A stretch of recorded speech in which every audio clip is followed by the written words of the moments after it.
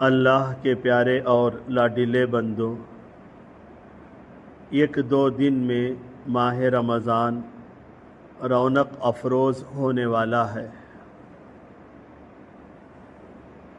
اس کے پیش نظر آج کی اس بابرکت مجلس میں ہمارے اپنے بڑے، ہمارے اپنے اکابر، ان کا ماہ رمضان کیسے ہوتا تھا، تھوڑا اس کا مذاکرہ ہوگا۔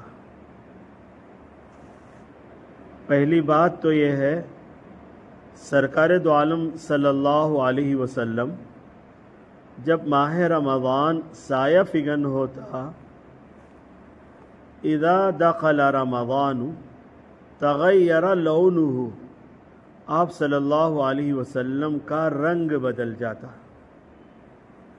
وکثرت صلاتہ، اور آپ کی نماز کثرت سے ہونے لگتی، نوافل کا زیادہ اہتمام اور لمبی لمبی رکعتیں، وابتہل فی الدعاء، اور دعا میں آپ صلی اللہ علیہ وسلم الہا و زاری فرمایا کرتے تھے۔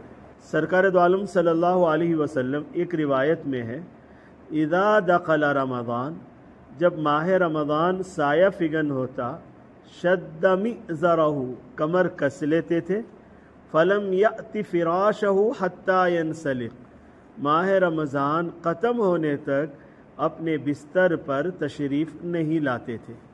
پورا مہینہ آپ صلی اللہ علیہ وسلم بندگی، عبادت اور تلاوت میں گزارا کرتے تھے، اور رسول خدا صلی اللہ علیہ وسلم مخلوق کی خیر خواہی میں بھی آگے بڑھتے تھے۔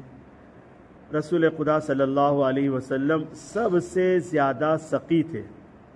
وَكَانَ أَجْوَدُ مَا يَكُونُ فِي رَمَضَانَ حِينَ يَلْقَاهُ جِبْرِيلُ، اور جب ماہ رمضان میں جبرائیل علیہ السلام آپ سے ملاقات فرماتے تو آپ کی سخاوت اور بڑھ جایا کرتی تھی۔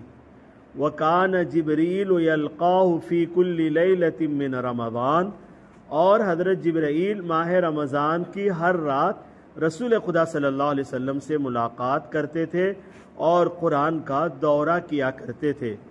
آپ صلی اللہ علیہ وسلم جبرائیل امین کو اور جبرائیل امین آپ کو قرآن پاک سنایا کرتے تھے، اور جبرائیل امین سے جب آپ کی ملاقات ہوتی تو آپ کی سخاوت، دریا دلی باد باراں تیز ہوا کی طرح ہو جاتی تھی۔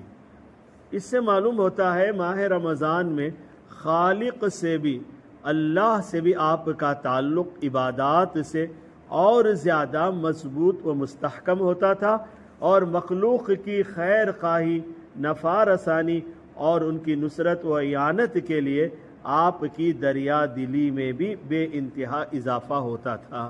سرکار دو عالم صلی اللہ علیہ وسلم کے ماہ رمضان کی یہ ایک جھلک ہے۔ ہمارے اپنے اکابر حضرت مولانا قاسم نانوتوی رحمہ اللہ 1277 ہجری میں، تقریباً آج سے 169 سال پہلے سفر حج میں تھے، ماہ رمضان آیا۔ اب ان کے حلقے میں کوئی حافظ قرآن نہیں تھا۔ مشورہ ہوا کہ امسال تراویح میں کون قرآن سنائے گا۔ اللہ تبارک و تعالیٰ نے جب یہ حالت لائی، حضرت مولانا قاسم نانوتی رحمہ اللہ نے ہر دن ایک پارہ حفظ کیا اور تراویح میں اسے سنایا۔ ادھر رمضان مکمل ہوا، ادھر حضرت حافظ قرآن ہو گئے۔ پہلے سے حافظ قرآن نہیں تھے۔ یہ بات تبھی ممکن ہوتی ہے جب بہت زیادہ تلاوت کلام پاک کا معمول رہتا ہے۔ حضرت رشید احمد گنگوہی رحمہ اللہ، یہ بھی ہمارے بڑے اکابرین میں سے ہیں۔ 70 سال سے زائد ان کی عمر ہو گئی تھی۔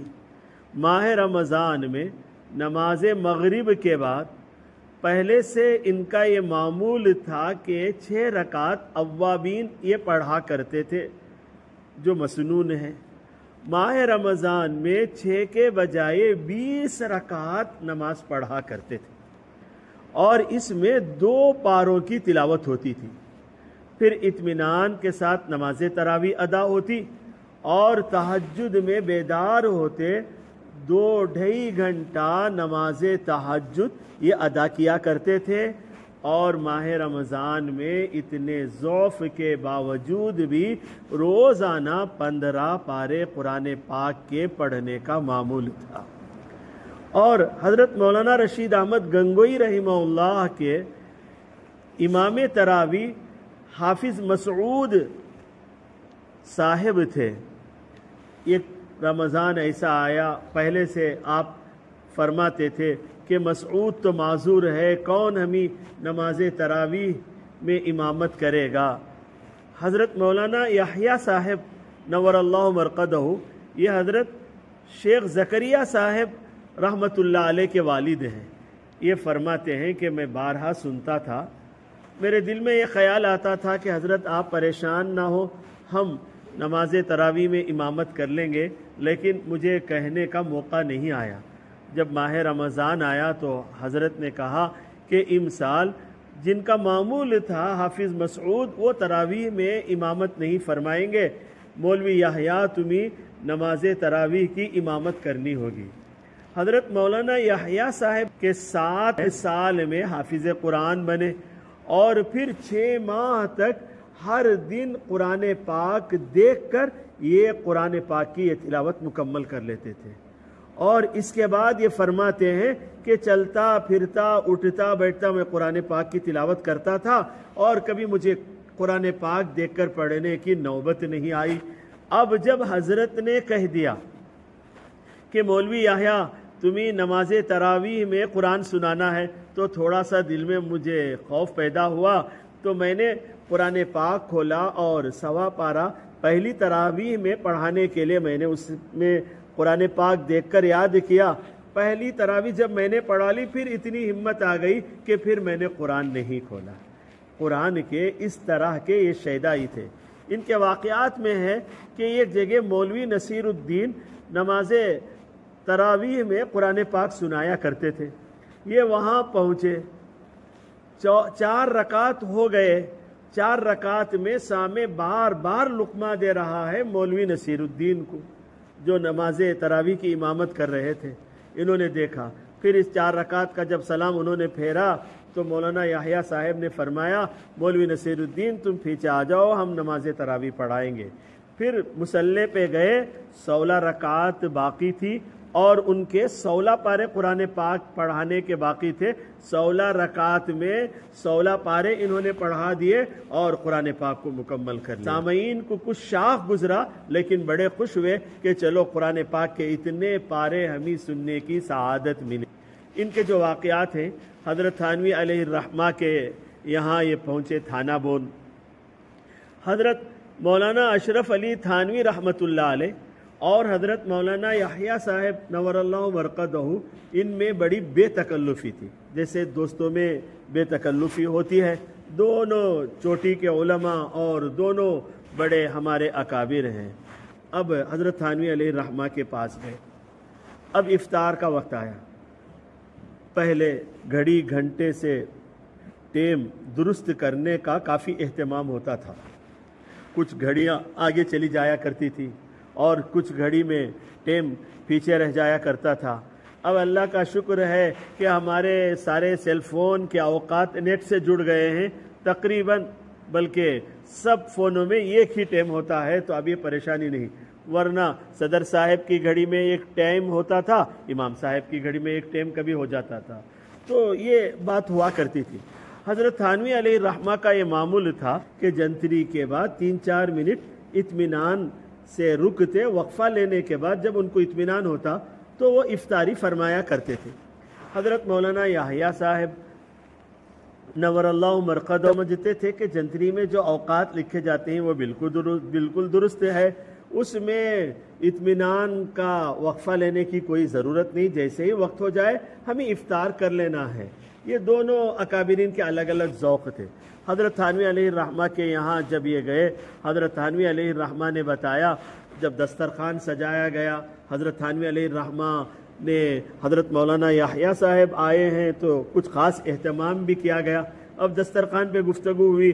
حضرت تھانوی علیہ الرحمہ نے بتایا مولوی یحییٰ صاحب کو کہ میرا یہ معمول ہے جب وقت مکمل ہو جاتا ہے تو 3-4 منٹ بعد ہم افطار کرتے ہیں تاکہ ہمیں پوری طرح سے اطمینان ہو جائے کہ روزے کا وقت مکمل ہو گیا ہے. اب جنتری میں وقت ہوا. مولانا یحییٰ صاحب نے روزہ کھولنا شروع کیا اور حضرت سے فرمایا تم شرح صدر کرتے رہو، ہم ادھر دسترخوان صاف کرتے رہیں گے. حضرت تھانوی علیہ الرحمہ نے دیکھا کہ مولانا یحییٰ صاحب ان کے خدام افطار کر رہے ہیں، حضرت تھانوی علیہ الرحمہ اور ان کے خدام بیٹھے ہوئے. حضرت نے جو معمول تھا 4 منٹ کا 2 منٹ کے بعد فرمایا جب تک میرا شرح صدر ہوگا تمہارا یہ دسترخوان تم صاف کر چکے ہوں گے. یہ کہہ کر آپ نے بھی افطار کرنا شروع کر دیا. اب سحری میں کیا معمول ہے؟ حضرت تھانوی علیہ الرحمہ نے فرمایا 1 گھنٹہ پہلے میں سحری سے فارغ ہو جاتا ہوں. حضرت مولانا یحییٰ صاحب کا یہ معمول تھا، سحری کا وقت جہاں ختم ہوتا ہے تھوڑی دیر پہلے وہ سحری ختم کیا کرتے تھے. حضرت مولانا یحییٰ صاحب نے حضرت تھانوی علیہ الرحمہ سے فرمایا کہ مجھے تمہاری طرح 1.5 دن کا روزہ برداشت نہیں ہوتا ہے کہ اتنی پہلے میں سحری ختم کر لوں، تو میرا یہ معمول ہے کہ سحری کے آخری وقت تک میں سحری کروں گا. تو حضرت تھانوی علیہ الرحمہ سے حضرت مولانا یحییٰ صاحب نے فرمایا اب الگ الگ ذوق ہے، اب یہ سحری کیسے کریں گے؟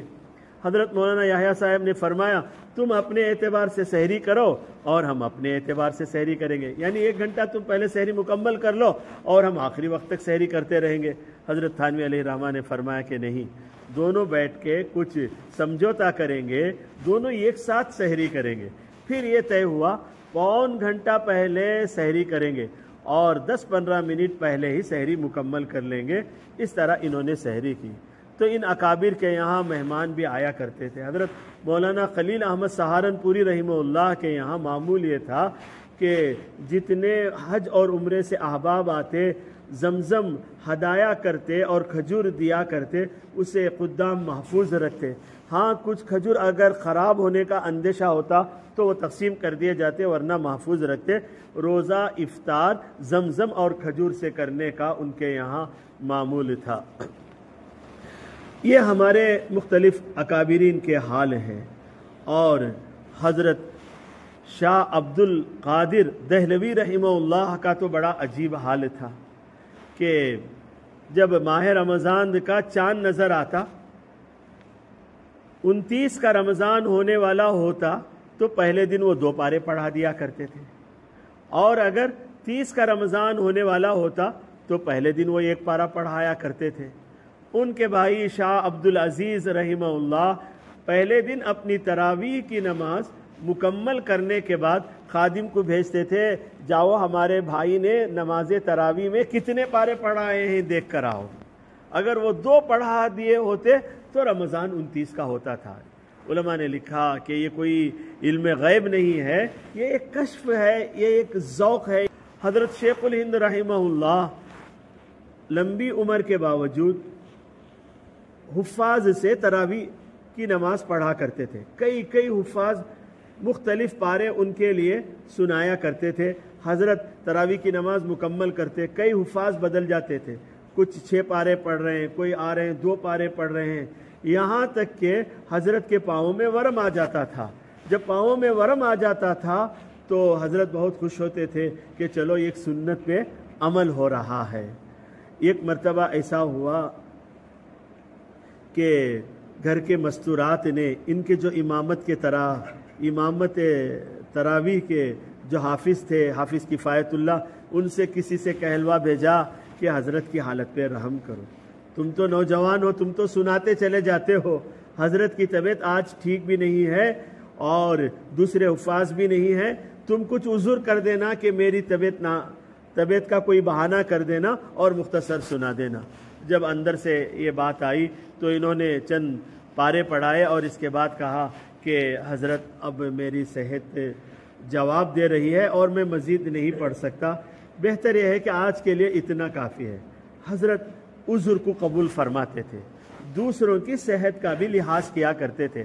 حضرت شیخ الہند رحمہ اللہ نے فرمایا کہ ٹھیک ہے آج کے لیے اتنا بس ہے، تم آرام کر لو. حافظ کفایت اللہ صاحب فرماتے ہیں کہ اتنا کہا اور میں لیٹ گیا. اور حضرت بھی چلے گئے۔ کچھ دیر کے بعد میں نے دیکھا کہ کوئی بندہ ہے جو میرے قدم، میرے پیر آ کے دبا رہا ہے۔ میری آنکھ کھل گئی اور روشنی ہوئی تو میں نے دیکھا کہ حضرت شیخ الہند تھے، استاد تھے، بڑے بڑے اکابر علماء کے استاد تھے۔ تو ماہ رمضان ان کا اتنا پاکیزہ۔ حضرت شیخ زکریا رحمۃ اللہ علیہ 42 سال تک ماہ رمضان میں 35 پارے پڑھنے کا ان کا معمول رہا۔ یہ قرآن پاک سے زیادہ وہ پڑھا کرتے تھے۔ ایک مرتبہ حضرت شیخ نے اپنے خاص احباب کو لکھا کہ میری تمنا یہ ہے کہ ماہ رمضان میں 61 قرآن ختم کیے جائیں، دن میں ایک، رات میں ایک، تراویح میں ایک۔ اب کون کتنے ختم کرتا ہے مجھے لکھ کر بھیجے۔ یہ شیخ تھے، مریدین سے کہہ سکتے ہیں۔ تو بہت ساروں نے بہت ساری باتیں لکھ کر بھیجی۔ حضرت مولانا انعام الحسن صاحب نور اللہ مرقدہ جو حضرت جی تھے، انہوں نے لکھ کر بھیجا کہ میرے 61 قرآن پاک ختم ہوئے ہیں۔ تو ہمارا بھی رمضان آ رہا ہے، تو ہمارا رمضان میں قرآن آیا ہے۔ ماہ رمضان میں خاص طور سے قرآن پاک کی تلاوت کا ہمیں اہتمام کرنا ہے۔ تراویح کا تو اہتمام کریں گے ہی، اور اس کے ساتھ ساتھ مزید ذکر و اذکار اور تلاوت کا اہتمام کرنا ہے، اور بیکار کی محفلوں سے اللہ معاف فرمائے، ادھر ادھر کی باتوں سے۔ حضرت مولانا خلیل احمد سہارنپوری رحمہ اللہ کے یہاں ماہ رمضان میں اخبار دیکھنا بند تھا، تو ہمیں بھی رمضان یکسوئی کے ساتھ گزارنا ہے۔ حضرت مولانا صدیق احمد صاحب باندوی رحمہ اللہ وہ فرماتے ہیں کہ رمضان میں میرا دل چاہتا ہے کہ میں رہوں، کچھ احباب رہیں تو دینی احباب رہیں، میرا قرآن رہے اور قرآن کی یاد رہے، تلاوت کلام پاک رہے، اور جب کوئی مجھے دین سے ہٹ کر بے فائدہ کوئی گفتگو مجھ سے کرتا ہے تو مجھے ایسے لگتا ہے جیسے اس نے مجھے گولی مار دی ہو۔ اللہ کرے یہ رمضان ہمیں نصیب ہو، ماہ رمضان کے بابرکت لمحات عطا ہو، اور اس میں ہم رسول خدا صلی اللہ علیہ وسلم، صحابہ اکرام اور اکابرین کے طرز پر ماہ رمضان گزارنے والے، پورا کرنے والے بنے۔ اللہ سے دعا ہے اللہ تعالیٰ ان باتوں سے عبرت لے کر ہمیں عمل پیرا ہونے کی سعادت اور توفیق عطا فرمائے۔ آمین وآخر دعوانا ان الحمدللہ۔ الحمد للہ رب العالمین والصلاة والسلام علی سید الانبیاء والمرسلین محمد وعلى آلہ واصحابہ اجمعین۔ ربنا آتنا فی الدنیا حسنہ وفي الآخرة حسنة وقنا عذاب النار۔ اللهم بلغنا رمضان، اللهم بارك لنا في شعبان وبلغنا رمضان، اللهم ارحمنا فإنك خير الراحمين۔ سبحان ربك رب العزة عما يصفون وسلام على المرسلين والحمد لله رب العالمين۔